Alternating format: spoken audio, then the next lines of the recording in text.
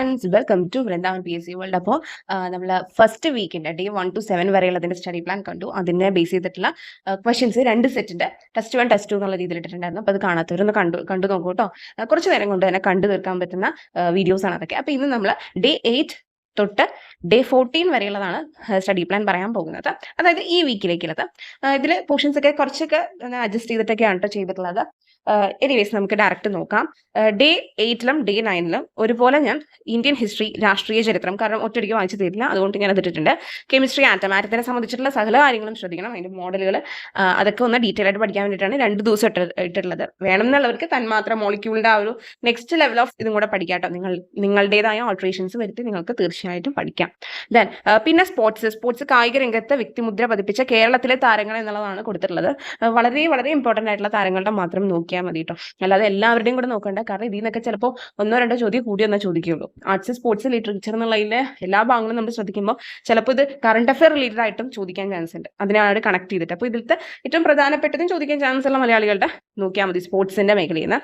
പിന്നെ മാത്സിൽ പെർസെൻറ്റേജ്, അതുപോലെ തന്നെ ഇംഗ്ലീഷിലെ ഡിഫറെൻറ്റ് പാർട്സ് ഓഫ് സ്പീച്ചും വൊക്കാബുലറി, ചേഞ്ച് ഓഫ് ജെൻഡർ എന്നുള്ളതുമാണ് രണ്ടിതിലും. അതായത് ഡേ 8ഉം ഡേ 9ഉം ഓൾമോസ്റ്റ് സെയിം സാധനങ്ങളാണ് പറഞ്ഞിട്ടുള്ളത്. കറണ്ട് അഫയേഴ്സിന്റെ സെക്ഷനിൽ ഞാൻ 2025 ജാനുവരിയാണ് എടുത്തിട്ടുള്ളത്. ഓക്കെ, കാരണം നമ്മൾ കഴിഞ്ഞ വർഷത്തെ പഠിക്കുമ്പോൾ ഈ എക്സാം വരുമ്പോൾ ഏകദേശം ഓഗസ്റ്റ് ഒക്ടോബർ മാസങ്ങളിലൊക്കെ ആവാനാണ് ചാൻസ്. അപ്പോൾ നമ്മൾ എന്തായാലും ഇപ്പോഴത്തെ കറണ്ട് അഫയേഴ്സ് കൂടെ നോക്കി പോകണമല്ലോ. 2024 മുഴുവൻ പഠിക്കാൻ നിന്ന് കഴിഞ്ഞ് കഴിഞ്ഞാൽ അത് പഠിച്ചു വരുമ്പോഴത്തേക്കും ഒരു ഇത് കഴിയും.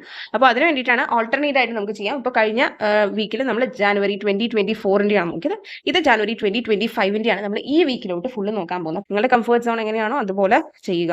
1 to 15 ജാനുവരി 1 to 15 സാവധാനം വരുന്ന നല്ലവണ്ണം കറണ്ട് അഫയേഴ്സ് ഒന്ന് നോക്കുക. പിന്നെ ഡേ 10 കേരള ഹിസ്റ്ററിന്ന് യൂറോപ്യന്മാരുടെ വരവ്, ഇതും അത്യാവശ്യമുണ്ട്. ഓരോ യൂറോപ്യന്മാരുടെ കോൺട്രിബ്യൂഷൻസും ഏരിയാസും ഒക്കെ കൃത്യമായിട്ട് നോക്കേണ്ടതുണ്ട്. 2 ദിവസം വെച്ചിട്ട് വേഗം തീരുകയാണെങ്കിൽ അതിന് അടുത്തുള്ള പോർഷൻസോ അല്ലെങ്കിൽ വേറെ എന്തെങ്കിലും സബ്ജക്റ്റോ നിങ്ങൾക്ക് എക്സ്ട്രാ നോക്കാം, അല്ലെങ്കിൽ കറണ്ട് അഫയേഴ്സ് കൂടുതൽ നോക്കുക, എങ്ങനെ വേണമെങ്കിലും ചെയ്യാം. പിന്നെ ഡേ 10 കേരള ജോഗ്രഫി, ഭൂപ്രകൃതി, ജില്ലകൾ.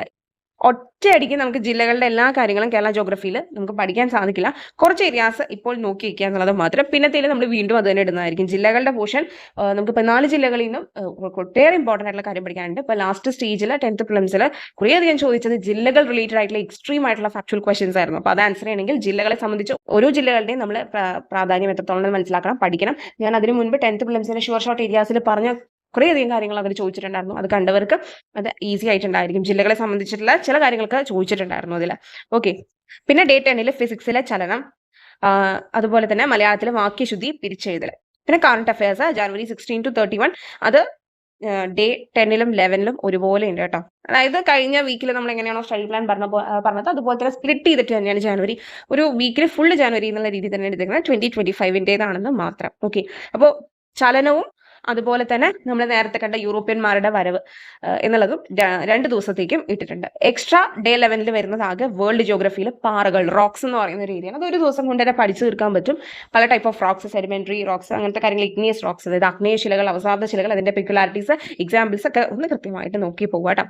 പിന്നെ ഇൻഫർമേഷൻ ടെക്നോളജിന്ന് മെമ്മറി ഡിവൈസസ് എന്നുള്ളതാണ്. ഓക്കെ, പ്രൈമറി സെക്കൻഡറി ഒക്കെ ഉണ്ട്. അപ്പോൾ അത് കൃത്യമായിട്ട് പതുക്കെ മനസ്സിലാക്കി എത്തി പഠിക്കണം. അതുകൊണ്ട് ഡേ 11ലും ഡേ 12ലും ഈ പറയുന്ന IT സംഭവം ഞാൻ ഇട്ടിട്ടുണ്ട്. നമുക്ക് day 12 life science and public health ആണ്. കാരണം ഇത് 6 മാർക്സിന്റെ ഒരു ഏരിയ. ഫിസിക്സ് ആൻഡ് കെമിസ്ട്രി ആണെങ്കിൽ 3 മാർക്സിന്റെ കാര്യമുള്ളൂ.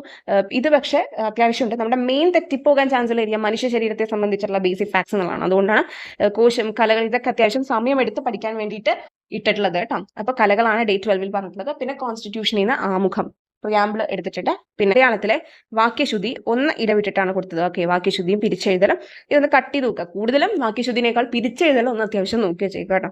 പിന്നെ അന്ന് നമ്മൾ ഡേ 11 വരെ പഠിച്ച കറണ്ട് അഫയേഴ്സ് ഒന്നും കൂടി ഫുൾ നോക്കുക. Day 13 14 revision, PYQ, mock test. Okay, അപ്പോൾ നിങ്ങൾക്ക് ഇത് ഹെൽപ്ഫുൾ ആകുന്നുണ്ട് എന്നറിഞ്ഞതിൽ സന്തോഷം.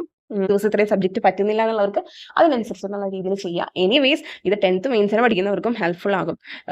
ഈ ഒരു സ്റ്റഡി പ്ലാൻ കുറച്ചും കൂടി അഡീഷണൽ കാര്യങ്ങളും കൂടി ചിലപ്പോൾ ചേർക്കേണ്ടി വരും. കാരണം 10th മെയിൻസിന് അധികം ടൈം ഉണ്ടാകില്ലല്ലോ.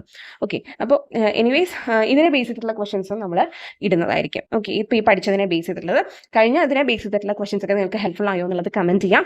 ഈ സ്റ്റഡി പ്ലാൻ നമ്മൾ ഇനിയും കണ്ടിന്യൂ ചെയ്യുന്നതായിരിക്കും. മാക്സിമം നല്ല രീതിയിൽ തന്നെ ചെയ്യാൻ ശ്രമിക്കുക. നമുക്ക് ബേസ് ആയിട്ട് ഒരു സ്റ്റഡി പ്ലാനോ അങ്ങനെ ഒരു റെഫറൻസ് ഉണ്ടെങ്കിൽ നമുക്ക് പഠിക്കാനുള്ള ഒരു ഇതും കൂടും. ഒരു കാര്യം കൂടെ മറക്കാതെ ചെയ്യണം. നമ്മൾ ഈ പഠിച്ച പോർഷൻസ് ഒന്ന് മാർക്ക് ചെയ്ത് വെക്കണം. സിലബസ് എഴുതിയിട്ടുണ്ടെങ്കിലോ അല്ലെങ്കിൽ പ്രിന്റ് ഔട്ട് ഉണ്ടെങ്കിലോ ഒന്ന് മാർക്ക് ചെയ്തും കൂടെ പോകണം കേട്ടോ, കൃത്യമായിട്ട് ഏതൊക്കെ നോക്കി പോകുന്നുണ്ട് എന്നുള്ളത്. ഓക്കെ, നമുക്ക് നെക്സ്റ്റ് വീഡിയോയിൽ കാണാം. Thank you for watching.